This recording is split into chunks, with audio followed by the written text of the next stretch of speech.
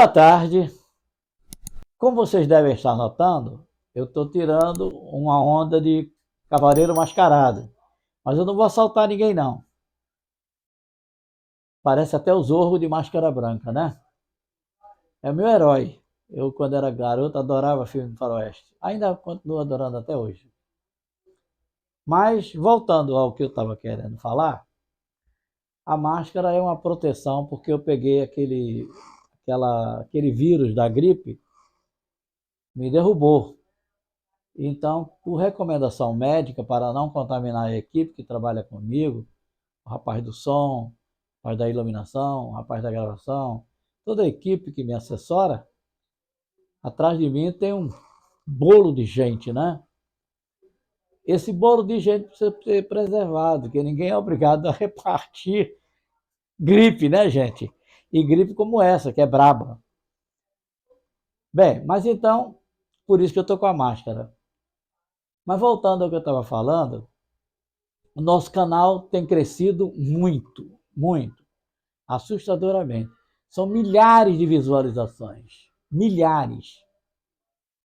Está com repercussão fora do país. Angola, onde eu, quando fiz o mestrado em língua africana, fui amigo do ministro da Educação. Angola, na Europa, onde eu participei de várias convenções, acordos, tudo. E, enfim, no mundo todo. Afinal, eu morei muito tempo em Nova York, morei na França, morei na Itália, em vários lugares. Mas voltando ao que eu estava falando, eu não quero falar de mim, eu quero falar do canal. O canal está crescendo por sua causa. O canal está crescendo porque muita gente está mandando dúvidas, perguntas, incessantemente para mim. Um deles até me pediu uma correção no índice. Realmente, no índice, eu vou mandar uma página para ele, eu estou digitando, vou mandar. O índice pula da página 394, se não me falha a memória, para 634, o que foi um erro, evidentemente. E eu vou mandar a paginação correta. A paginação do livro está correta, quem não está correto é o índice. Ele foi procurar o que ele queria e não estava na página indicada no índice. Não se preocupe que eu vou mandar. Mas independente do índice chegar ou não, ele encontrará a matéria dentro da gramática. Foi só na gramática. Estou terminando o manual de exercício que em breve estará na mão de vocês. São milhares e milhares de questões, todas elas comentadas. O comentário da banca e meu comentário particular. Bem, a minha aula está parecendo uma missa, né? Porque quando o padre começa, faz essa preleção para todo mundo, né? Eu sou católico. Mas voltando à vaca fria, que já essa está gelada, eu quero abordar hoje um assunto essencial. Todo mundo fala sobre isso, análise sintática.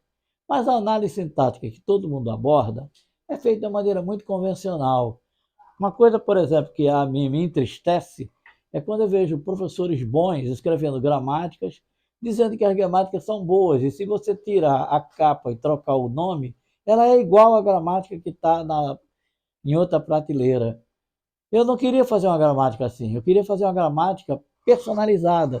Você reconhecer que aquela gramática é de Mário Torres e não pode ser de outro. É o meu estilo, é a minha maneira de simplificar as coisas, tudo bem diferente. Então, essa maneira de fazer diferente é que eu vou ver a análise sintática. Você quer aprender análise sintática? Então, verbo. Tem que aprender verbo. Não aprender verbo, não vai aprender análise sintática. Por quê? Porque o verbo dá dois elementos. Dá o sujeito e dá o predicado. E, além disso, dá também o objeto. Então, na verdade, o verbo produz três elementos da análise sintática. Como é que eu vou encontrar o sujeito da oração? Eu vou encontrar o sujeito da oração quando eu faço a pergunta que ou quem. Por exemplo, o professor, eu vou ao quadro explicar. O professor elogiou o aluno. Aí você pergunta, quem, antes do verbo, quem elogiou?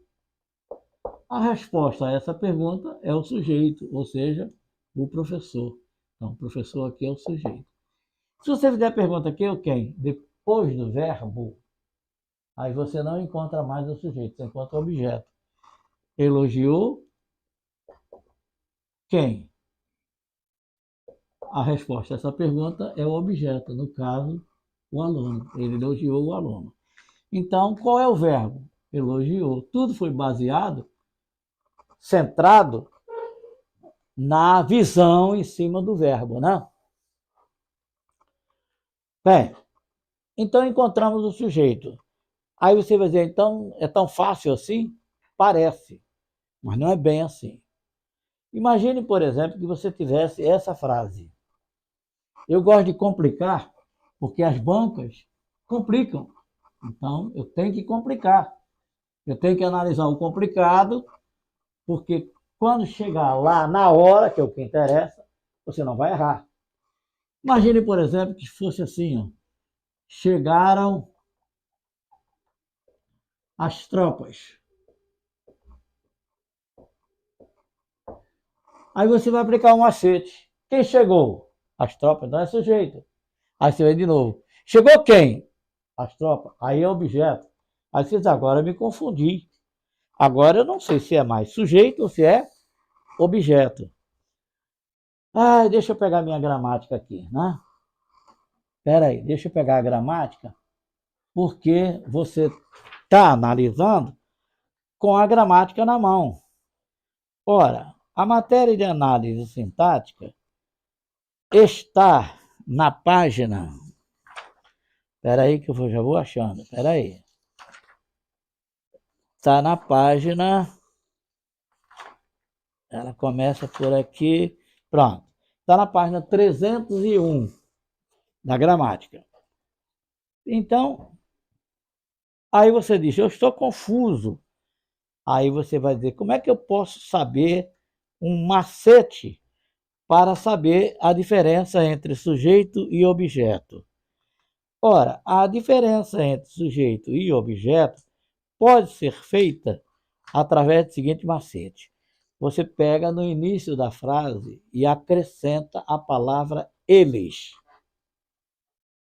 Vamos fazer isso. Diferença entre sujeito e objeto. Tá vendo? Esse macete está na página 304. Deixa eu achar aqui o meu giz, eu me enrolo todo, rapaz. Pronto. Você vai acrescentar a palavra eles, porque o verbo está no plural, né? Eles. Eles chegaram às tropas. Não cabe. Se não cabe, o que vem depois só pode ser sujeito. E se fosse assim? Arrombaram os cadeados. Aí você acrescenta o eles. Eles arrombaram os cadeados. Cabe. Então, isso aqui é objeto direto. Então, viu a diferença?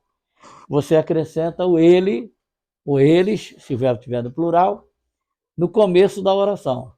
Se couber, é sujeito. Se não couber, se couber, é objeto. Se não couber, é sujeito. Bem, então, chegamos à seguinte situação. O verbo pedir ao objeto. Aí você vai dizer assim, qual é a diferença entre objeto direto e objeto indireto? A diferença, todo mundo fala, é a preposição. Então, se eu disser, por exemplo, eu amo você, não tem preposição, o você é objeto direto. Eu gosto de você, como tem preposição, agora é objeto indireto.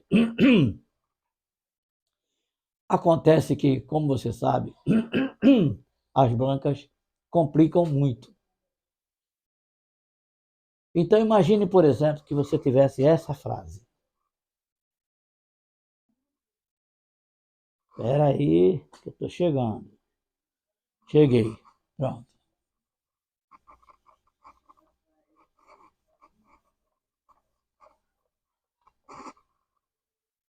Imagine que você tivesse essa frase.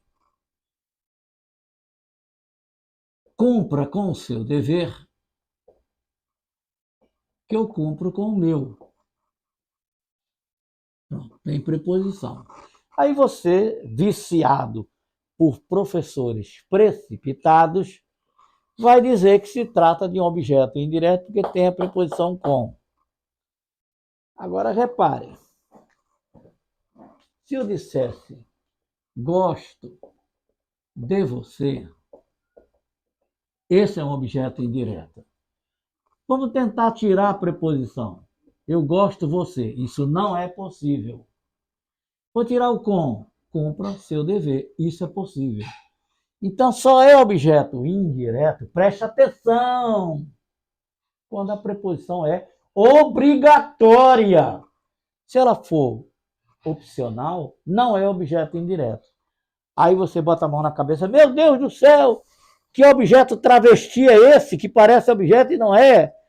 Que diabo é isso aí? Já tem terceiro gênero na análise sintática? Não, calma, calma, não solte as frangas, tenha calma. Aquele objeto não pode ser direto, porque o direto não tem preposição. Não pode ser indireto, porque o indireto tem preposição obrigatória. Então ele ficou o quê? No meio. Ele não é nem direto, nem indireto. Ele passa a se chamar, de acordo com a gramática, de objeto direto preposicionado. Português não é fácil. Tá vendo? Então chegamos a sujeito, objeto, objeto direto, objeto indireto. Os tipos de sujeito, de acordo com a gramática oficial do país, aquela que foi feita em 1959, chama-se NGB, a qual todas as bancas são obrigadas a respeitar. Nenhuma banca pode reprovar nenhum aluno se ele responder de acordo com o que diz a NGB. A NGB diz que o sujeito se divide em 4 tipos: simples, composto, indeterminado e inexistente. Simples, um elemento só. Por exemplo, eles chegaram atrasados, só tem uma palavra respondendo, que é o eles. Composto, normalmente introduzido pela conjunção e, eu e você seremos felizes. Sujeito eu e você, 2 elementos compostos. Indeterminado. Quando é que o sujeito é indeterminado? Ele é indeterminado quando ele existe, mas você não sabe quem é. Por exemplo, se eu dissesse assim: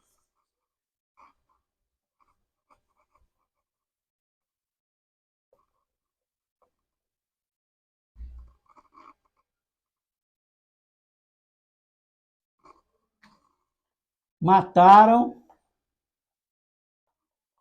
alguém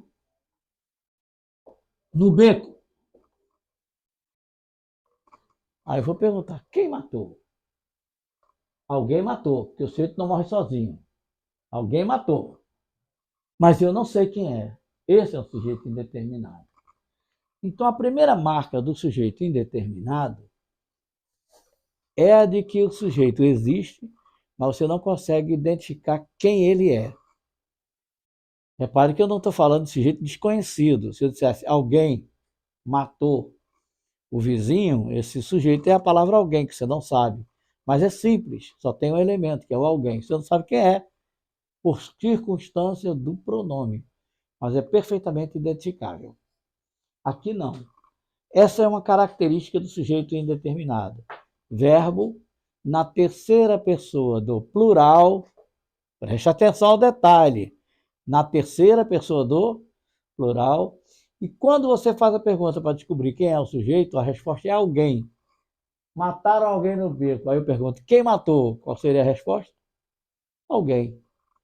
Eu não vou para a delegacia denunciar, que eu não sou maluco, né?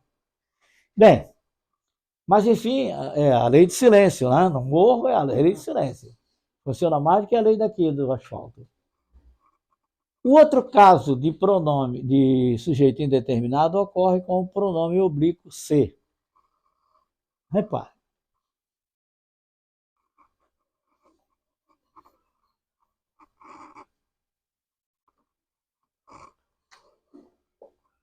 Precisa-se de muita paciência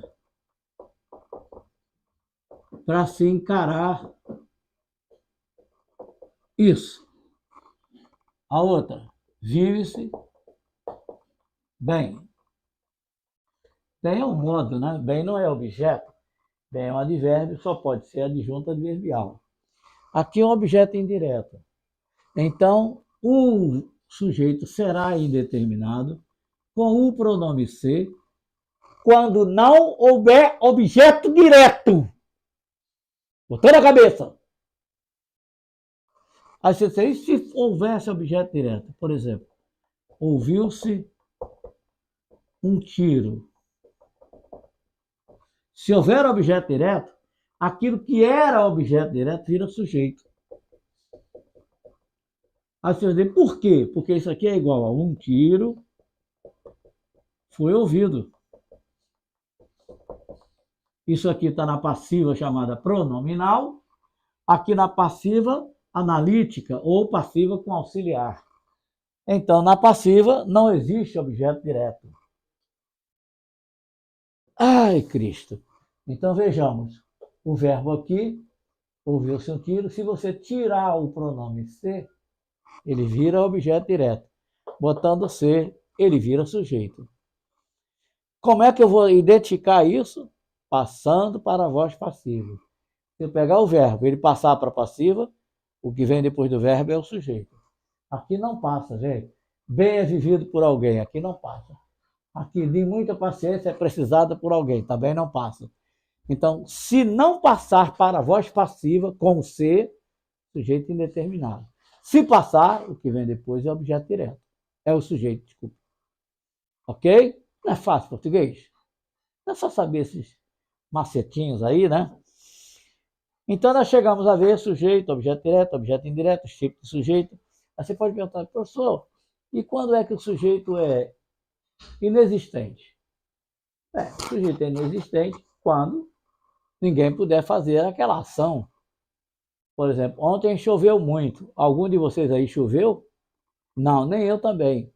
Então, quando ninguém pode praticar aquela ação, é caso de sujeito inexistente. Existe outro caso ainda de sujeito inexistente, clássico, que cai em muitas provas, que é o verbo haver com sentido de existir. Por exemplo, havia muitos combatentes na batalha. Havia, existia. Então, haver com sentido de existir, sujeito inexistente. Eu não posso falar ele havia muitos combatentes, eu havia muitos combatentes, ninguém pode ser um sujeito. Chegamos ao final das diferenças entre sujeito e objeto. Para ilustrar, eu quero fazer a questão número 1 de análise sintática, que vocês já devem ter recebido pelo canal. Ok? Deixe-me ver a primeira questão. Dá um intervalozinho aí.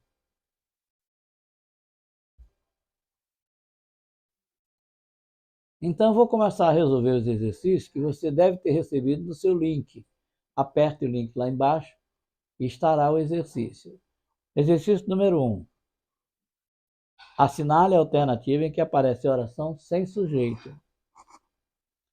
Casa havia de todos os modelos. Acabei de falar. O verbo haver com sentido de existir. Existiam casas de todos os modelos. Oração sem sujeito, gabarito óbvio, A. Agora vamos analisar a B, a C, a D e a E. Na B, havia derrubado alguém as cercas. O verbo não é haver somente. O verbo é haviam derrubado, ou seja, derrubaram as cercas. Aí eu pergunto, quem derrubou as cercas? Resposta, alguém. Sujeito simples, alguém. Ok? Na outra, amanheceram os dois cachaceiros com a braba ressaca. Amanhecer aí está no sentido de acordar. Os dois cachaceiros acordaram com a ressaca. Quem acordou? Quem amanheceu? Os dois cachaceiros. Sujeito simples. Na letra D, relampejaram os olhos de raiva contra o diretor. Repara aí, o verbo relampejar não está no sentido de relâmpago, está no sentido figurado, está no sentido de que o rapaz ficou com muita raiva. Relampejaram de ódio. Então, quem relampejou? Os olhos. Sujeito simples, os olhos. Na letra E, roubaram minha mochila, professora. A tendência normal de um candidato despreparado é dizer que o sujeito seria professora. Não pode ser. Aí você pergunta, por que que não pode ser? Não é e não pode ser. Entre professora e a oração existe uma vírgula. Nunca o sujeito vai estar separado por uma vírgula. Então, não é. Quem roubou a mochila? Não tenho a menor ideia. Alguém. Sujeito indeterminado na letra E. Ok? Muito bem. Ora, a segunda questão. Não me interessa a sua orientação sexual. Eu quero fazer uma parte aqui no exercício e analisar um problema sério, que é o problema de caracterizar o objeto, se ele é direto ou indireto, com pronome oblíquo. Repare, Maria me ama.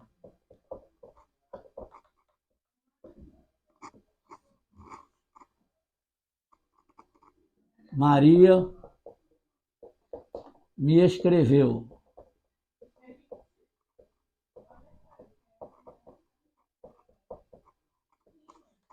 Um é direto, o outro é indireto. Aí você vai dizer, professor, como é que eu vou fazer para acertar a questão?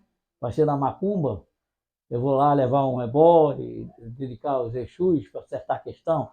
Não, não precisa, né? Pode ficar calmo, evangélico. Veja, Maria me ama. Eu posso passar para a passiva. Eu sou amado por Maria. Maria me escreveu. Eu não posso passar para a passiva. Eu fui escrito por Maria. Isso não passa.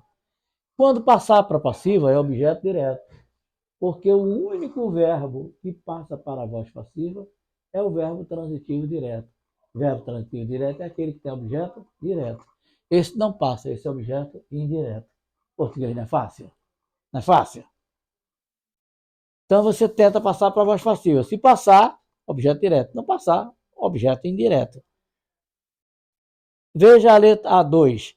Não me interessa a sua orientação sexual. Olha, eu não sou interessado a sua orientação? Não passa. Esse é objeto indireto. Mas não era o meio que ele queria. Ele queria a parte que estava sublinhada. A sua orientação sexual. Vamos colocar um ele no começo da oração. Ele não me interessa a sua orientação sexual. Não cabe. Quando não cabe, o que vem depois do verbo é o sujeito. Já vimos isso. Aliás, esse é um problema da minha aula. Ainda bem que essa aula é gravada. Mas se você ficar distraído, você não entende porra nenhuma. Porque não entende uma coisa, não entende a outra, não entende a outra. Se você não entender o que é substantivo, como vai entender depois o que é oração substantiva? Não entendeu adjetivo, como vai entender o que é oração adjetiva? Então a minha aula é uma cadeia, uma coisa depois da outra, uma coisa depois da outra, tudo ligado. Bem, então a sua orientação sexual é o sujeito da oração. Em que item a parte destacada não tem a mesma função sintática? Então ele quer uma que não seja sujeito. Letra A. Basta que soem, que sigam as regras. Basta. Basta o quê? Que sigam as regras. Cabe o ele? Não. Ele basta que sigam as regras? Não cabe. Quando não cabe, o que vem depois do verbo é o sujeito. Então, que sigam as regras é o sujeito. Repare que esse sujeito é representado por uma oração, que sigam as regras. Então, ele é chamado modernamente, classificação fora da gramática, mas aceita por todas as bancas, de sujeito oracional. Quando é que o sujeito é oracional? Quando uma oração inteira é o sujeito da outra. Então, esse sujeito não serve. Vamos para B. Indispensável é que assinem o nome na prova. O que é indispensável? Que assinem o nome na prova. Cabe ele? Ele é indispensável que assine o nome? Não. Quando não cabe, o que vem depois do verbo é o sujeito. Então, que assinem o nome na prova é o sujeito de é indispensável. Reparem que não cabe o ele. Reparem que o sujeito é oracional. A segunda oração é o sujeito da primeira. E vamos para a terceira. Não me importa mais nada na vida. O que é que não me importa? Mais nada. Será que é o sujeito? Será que é o objeto? Bota o ele na frente. Ele não me importa mais nada na vida. Não cabe. Então, o que está escrito depois do verbo é o sujeito. Então, mais nada na vida é o sujeito. Evidentemente que é mais nada só. Na vida é uma adjunta adverbial. Vamos para a letra D. Já são 8 horas. Agora é um problema. O verbo ser, com sentido de tempo, seja ele meteorológico ou meteorológico, cronológico ou meteorológico, não tem sujeito. Se eu disser já é Natal, oração sem sujeito. Já estamos no inverno, oração sem sujeito. Tudo é o verbo ser ou o verbo estar com sentido de tempo. Então, oração sem sujeito. Logo, o gabarito da 2 só pode ser a letra D, onde não há sujeito. Na letra E, deu-se que o leão fugiu do zoológico. Repare que o verbo dar aí está acompanhado do pronome ser. Qual foi a primeira recomendação que eu disse para vocês? Quando o verbo ser estiver acompanhado do pronome ser, tentem passar para a voz passiva. Foi dado, foi irradiado, foi transmitido que o leão fugiu do zoológico. Então passou para passiva, o que vem depois da oração é o sujeito. Não pode ser objeto, porque a oração está na voz passiva pronominal. Eu consegui passar para a passiva analítica. Então, o gabarito definitivo da questão número 2 é a letra D de delta. Bem, como você vê, uma coisa é a teoria, a outra coisa é a prática. A outra coisa é o exercício. O exercício, na verdade, é que prova se você entendeu a matéria ou não. Caso você não tenha entendido alguma explicação de qualquer exercício que eu vá corrigir, manda no canal. Eu tenho o maior prazer em escrever diretamente para você, atendendo diretamente para você. Houve um aluno que me mandou um e-mail dizendo que queria meu telefone particular para falar assunto particular. Eu fiquei com certo receio, porque eu sou uma figura pública. Então, eu fiquei com receio. Hoje em dia, tá fogo, né? Sabe que tá fogo, né? Então, aí eu não disse que não ia responder. Eu só disse o seguinte: me dê seu telefone que eu ligo para você. Ou seja, ele me passaria o telefone e eu responderia a ele. Respondi de uma maneira educada para ele isto. Mas assim também, qualquer assunto, eu respondi já centenas de perguntas que me fizeram ao longo das minhas aulas. Bem, olha, na questão número 3 está assim. Assinale o item em que o tipo de sujeito é o mesmo. Na letra A, anoitecia a cidade aos poucos. Quem anoitecia? A cidade. A cidade é o sujeito simples. Vamos ver na letra B, na outra linha, na outra correlação. Anoiteceu na cidade aos poucos. Aí é o verbo anoitecer no sentido de anoiteceu mesmo. Fenômeno da natureza. Não tem sujeito. Então, essa não é o mesmo. Ele quer o mesmo tipo. Vamos para B. Criticou-se demais o projeto. O projeto foi criticado. Passou para a passiva. A primeira, com C, está na passiva pronominal. Está lembrando? Recorrente. Isso é recorrente. Todas as bancas perguntam isso. É um fato recorrente em qualquer prova que analise a análise sintática com mais profundidade. Falar nisso, para a prova da PM aqui do Rio, me parece que fecharam a banca. É a banca Getúlio Vargas. Espera aí, deixa eu me lembrar. É a... Espera aí, deixa eu perguntar ao meu assistente que eu esqueci. Qual é a banca? Espera aí um instantinho, só que eu perguntar para ele, que eu tenho na cabeça. Não é a Fundação Getúlio Vargas? É a Fundação Getúlio Vargas. É a Fundação... Eu disse certo. Fiquei com medo de ter errado. Porque tanta banca hoje. Mas a Brasília gosta muito de duas bancas. Sebrasp, que é a antiga CESP, e a Fundação Getúlio Vargas. Diferença entre ambas. A Sebrasp gosta muito de questões de certo e errado. Aí ele pergunta, certo ou errado? Aí você responde certo ou responde errado. Se você errar a questão, a norma é descontar um ponto na próxima. Então imagine, por exemplo, a questão de 10 questões, uma prova de 10 questões. Você acertou 5, sua nota é 5. Aí você chutou 5 questões, errou o chute, sua nota é 0. 5 que você acertou, 5 que você errou, 0. Então isso é para você não chutar. A prova da CESP é uma prova que investiga quem realmente sabe. Mas esse tipo de questão não é muito, hoje em dia, muito prestigiada. Não é muito prestigiada. A prova mais prestigiada hoje justamente é a Getúlio Vargas. Uma banca excelente. Bem, vamos analisar uma questão, a próxima, né?